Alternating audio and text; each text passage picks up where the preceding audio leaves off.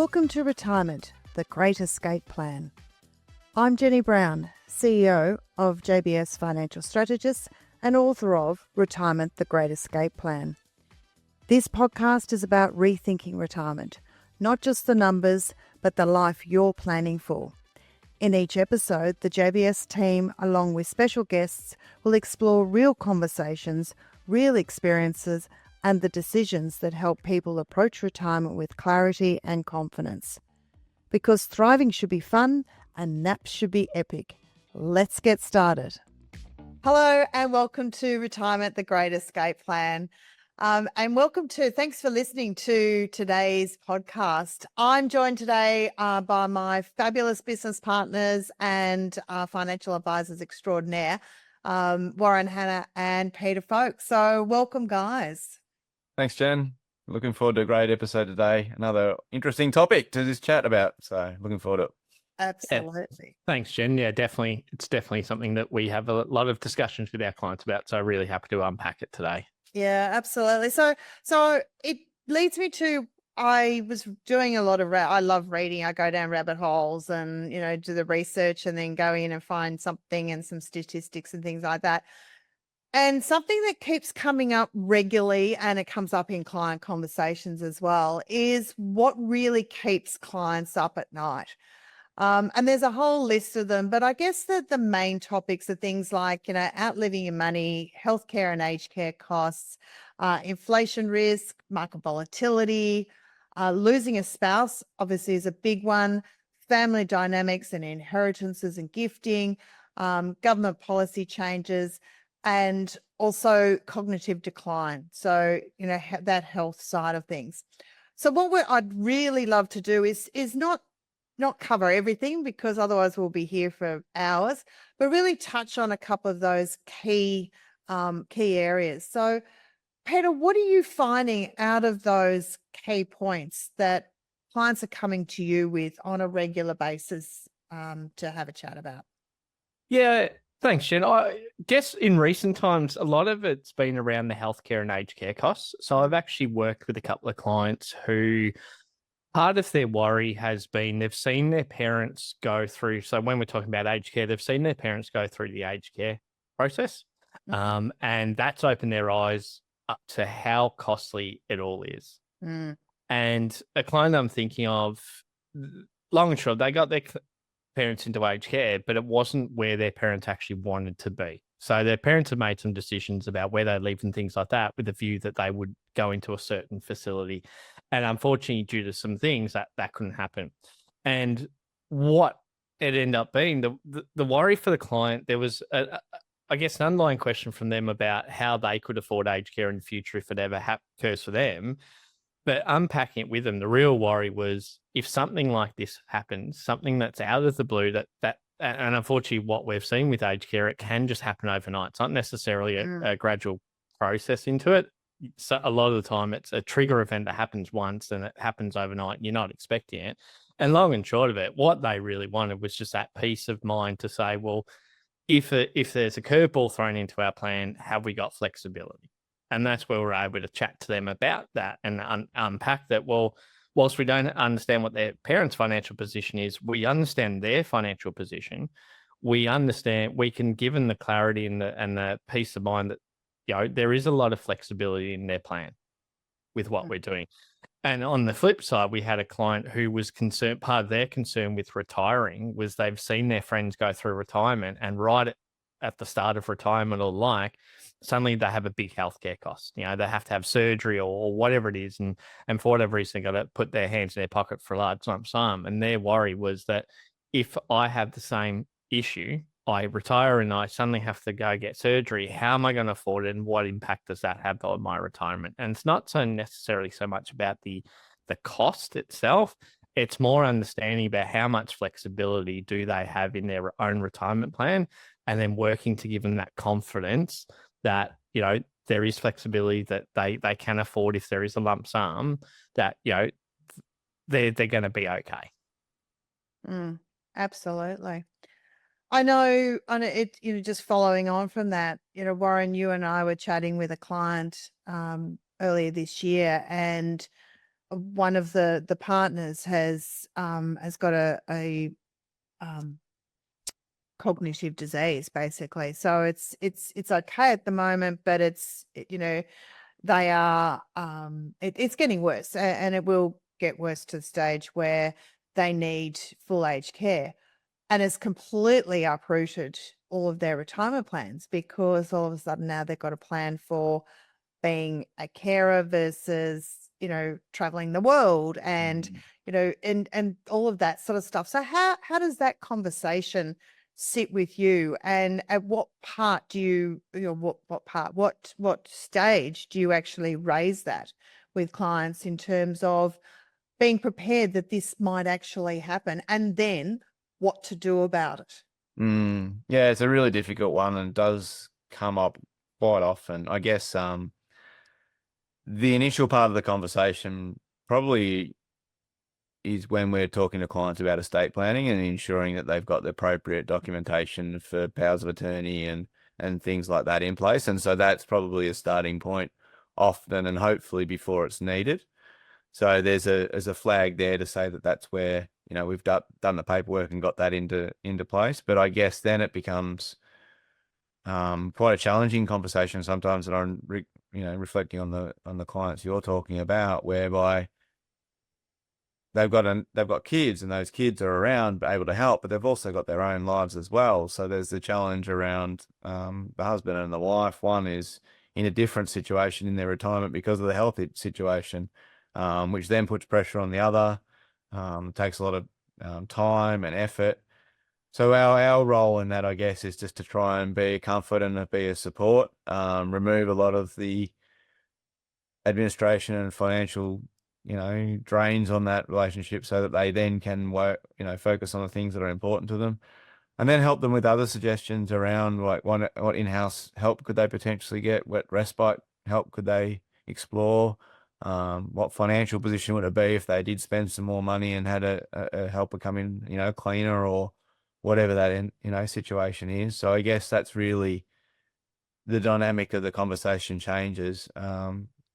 It's also in some ways giving permission to the supposedly healthy partner to be a bit selfish and do some of the things and still enjoy their retirement, while setting steps in place for the other partner to be able to be looked after and okay. So yeah, it really is a challenging one, cognitive decline and loss of control, because often a lot of the clients we work with have been very successful, and being in control is a really big priority to them. So to relinquish that or let go of it can be something that's challenging for them, and it's something that we coach them through over a period of time. And then one you spoke about earlier is the family dynamics, and I think that's another thing that you really got to be helping clients with, is sitting there. We do some family meetings where we can have open conversations. It's really interesting how different families deal with money. Some have an open book policy. Some have it, they don't know anything, it's a need to know basis. So it's trying to, coach our clients through that situation, because obviously it's a lot easier generally to be able to transition that control, transition that support, rather than it being an emergency, health condition, I guess is what I'm talking about. So yeah, there's a number of things there that they do need to worry about, and I guess our role is to coach them through, think of opportunities, take the emotion out of it, and be that support. And I guess it's also to remind them that they're not the only client that we've ever dealt with in this scenario. That between the team that we've got at JBS, the 5 advisors, we've been doing this collectively 60 plus years or something like that. We've come across the same type of scenarios, and no situation is the same, but we have the same sort of scenarios in play where we've been able to help clients, and so therefore we have the learnings that we can then pass on to the client that's actually facing it right now. And I think that often gives clients some reassurance as well, to know that they're not alone, and they're not the first client that we've ever dealt with, in this scenario. Fortunately, it's part of part of the role, isn't it? Yeah. Yeah. It is. So, and I guess, that runs on to losing a spouse, that's, it's a really emotional time, when it happens. And again, it's really hard because if you've got a couple, often one spouse does most of the work when it comes to the financial planning, and because the other spouse either trusts them or is doing their own stuff, or not necessarily, wants to know what's going on, but says, oh, I don't really need to know the nitty gritty. And so therefore it's that worry that, well, what if something does happen to the spouse that's looking after all of the financial planning? So what would you do in those circumstances, Peter? Because I know you've had a couple of clients where, the main spouse, whether it be mum or dad, has passed away, and then you've needed to pick up the pieces. So what, I guess, pre-planning has been done, and then what have you done afterwards? Yeah, I guess just to touch on that, I guess if I'm going to give anyone a piece of advice, the pre-planning part of it's the most important. So the experiences that I've had, thankfully, a lot of the time, the clients have had an estate plan in place. And when I say estate plan, it's not just wills, but it's also powers of attorney. And that's really key. So a client that I'm working with at the moment, they're long and short, we've got the daughters now involved because the parents are becoming elderly. One of them especially is in that cognitive decline, and we are working through the process of bringing the daughters in to help manage their finances, because we've gotten to a stage where we have to remove one from the situation and work with the other, and work with them in conjunction. And the fact that they've got that pre-planning in place has been really key, because unfortunately, if you don't have powers of attorney in place, or you don't have the things in place, it makes the things a lot harder. And I guess the experience I have, and sort of touching on what Warren said, I'd encourage clients as well to have a family meeting to make people understand who is what. So as Warren said, we deal with clients that are really open book. Some clients that prefer, hey, you don't need to know that. Successful family meetings I've had is, we don't have to touch on the numbers, but it's understanding and giving people clarity on who's in charge of what. Because it's I guess my experience going through some of these with clients is people end up being really surprised about, oh, hold on, I thought mum and dad made me power of attorney, but I know they've made the older sister. And sometimes it's, family dynamics play out. They decide to choose the oldest sibling to be the power of attorney, but they live interstate, whereas it makes more sense. So I guess it's bringing all that conversation. I know I'm kind of going on a tangent here. I haven't really asked the question, but I guess for me, dealing with the situation, the pre-planning is really important, because then when we go to the implementation, we go to enact it, it makes the process a lot smoother. And that's where we as the advisors with these situations is we've been able to hold the hands of the clients and do most of the work and make sure that there's a methodical process in place to do it. And it almost ends up being a bit streamlined. But that's because of the pre-planning that happened before it. Without it, that's where it becomes a lot more complex. Yeah, it's true. It's amazing the number of times that, especially with older clients, that automatically give power of attorney to the oldest child. That's not necessarily the best person to look after the finances. And so it's a matter of then looking at it, and we've chatted with an estate planning lawyer on another podcast about this. It's making sure you have the right person to make the financial decisions, and whether it's single, or if there's multiple children, if there's two, then looking at, is it either or is it both? So joint or severally. But also then on the medical side, on the health, who's the best person to actually make those decisions? It's not necessarily the person that's making the financial decisions, but then also making sure that we know who to contact, if something happens. I think that's really key. So anything to add on that one, Warren? No, I was just reflecting on the importance of having it all set up, and the ones that have done it successfully have those things in place. I still remember the client who was a lawyer who pulled me up in a meeting at the end of one and told me he had cancer before I think he told his son, and wanted to make sure that, no matter what happens, I want to make sure that my wife's looked after, and by doing the pre-work and understanding the situation and being in that inner circle, we were able to make sure everything was fine. And the wife, who wasn't necessarily actively involved up until this point in time, became actively involved, understands what they're invested in, how they're situated, understands what is important to her and what she can do as far as her travel and retirement and what that looks like. And so it's such an important point to make sure that while everything is okay, it's still important to plan and set it up so that, things are as smooth as they can, because clearly it's a stressful time for everyone. So to make sure the financial side of it's all sorted is pretty important. Absolutely. And it's why we ask every time we catch up with clients to make sure that the estate planning is still relevant, it's in place the way it is. And we ask for copies of things because we're finding more and more and more that it is a key part of what we're doing with clients now, is making sure that their wishes are then carried out when they can't make the decisions to carry them out. Yeah, it's so important. Anything else from you, Peter, on that? Not in terms of estate planning. I think, as we said, the big focus and takeout from it is make sure do the pre-planning, make sure you got the right people involved and that they are aware. And the biggest thing as well, we tell our clients, make sure they know who to get in contact with, someone like JBS ourselves, so they know if something does happen, who can they go to help them. Yeah, absolutely.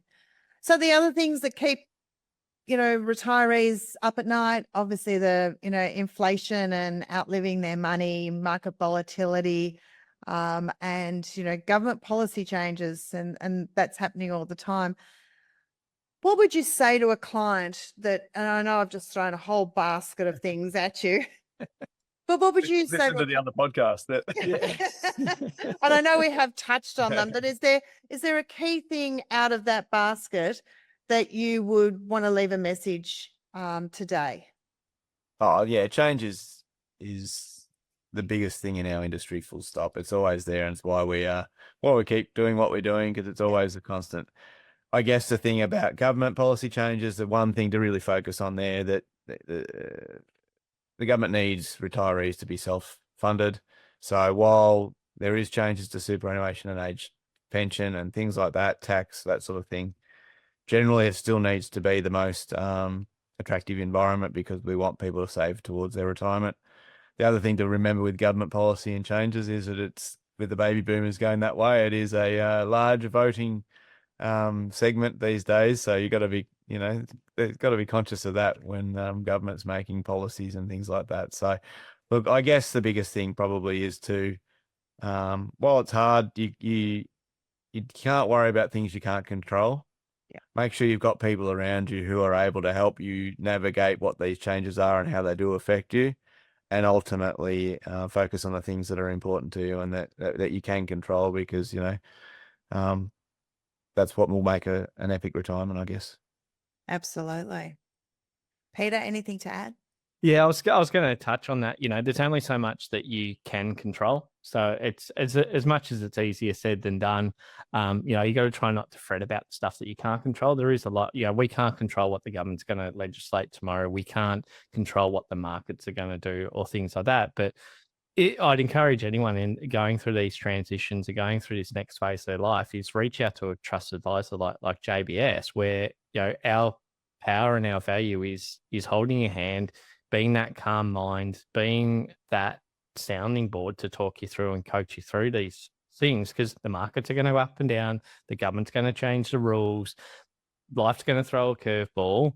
And reality is, as Warren said, you got to surround yourself with the people that can hold your hand and be that sort of calm mind when the waters are choppy.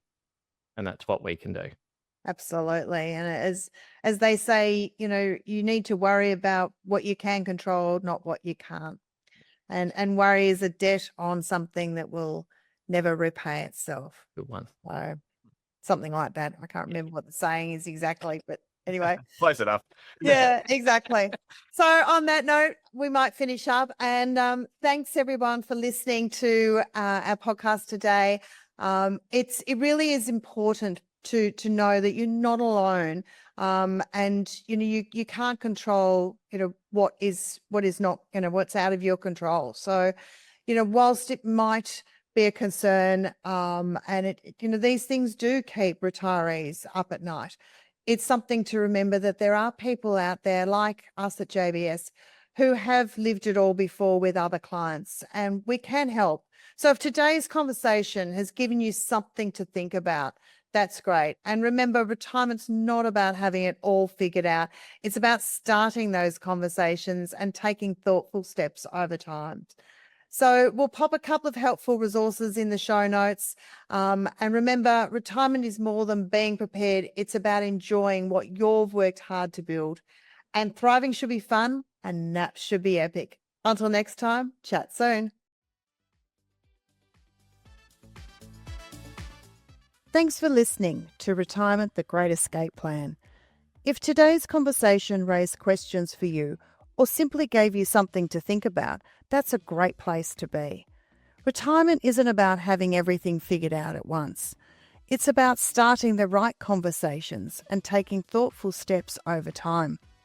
You'll find helpful resources and references related to this episode in the show notes. For more tips and insights and practical guidance, we also invite you to visit the JBS Financial website, where you'll find a range of tools and resources to support you at every stage of retirement. You can also follow JBS Financial on Facebook, LinkedIn, Instagram, and YouTube for ongoing conversations, updates, and ideas to help you plan well and live fully. Join us next time as we continue exploring what really means to plan well, live fully, and enjoy retirement on your terms. Because thriving should be fun and naps should be epic.